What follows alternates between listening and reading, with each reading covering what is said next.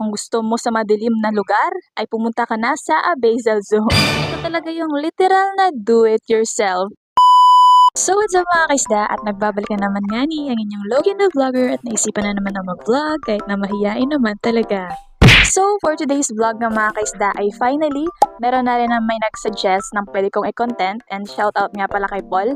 At first nga mga kaisda ay na-confuse ako sa kanyang comment kasi ang sabi niya, i-content ko daw yung about sa tripod. Yung kilala ko lang na tripod is yung ginagamit ko na pang vlog. Ito yun.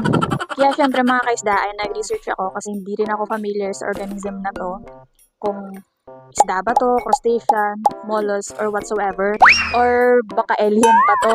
At nung nag-research na ako mga kaisda, ay ipiniem ko sa kanya kung ito ba yung minimin niya na tripod. Finally mga kaisda ay naliwanagan na rin ako dahil ito pala ay isang isda na makita natin sa pinakailalim na parte ng karagatan. Bakit nangihilig yung sa mga malalalim? Oy, hala, cheers lang. So ipinapakilala ko nga pala sa inyo mga kaisda ang tripod fish, also known as spiderfish, na mayroong scientific name na Bathypterois garlator. I-correct nyo na lang ako mga kaisda sa pronunciation ko. At sila nga pala mga kaisda ay nakatira sa Abazel Zone or sa Midnight Zone.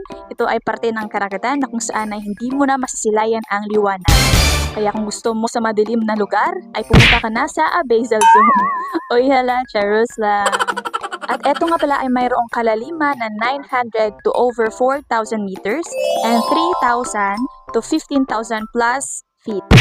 At sila pala mga kaisda ay kumakain ng maliliit na crustaceans, worms, and zooplanktons. And in terms of their reproduction, sila nga pala mga kaisda ay mga simultaneous hermaphrodites. Ibig sabihin meron silang dalawang reproductive organs, and yes, for both male and female. Mapapasabi ka na lang na ito talaga yung literal na do-it-yourself. Uyala, cheers lang! So hanggang dito na lang pala muna ang video natin mga kaisda. I hope na may natutuhan kayo kahit papano. At sana ay huwag kayong mahiyang mag-comment dyan sa comment section para meron tayong ma-content for the next vlog. Maraming salamat sa panonood and see you sa next vlog. Bye!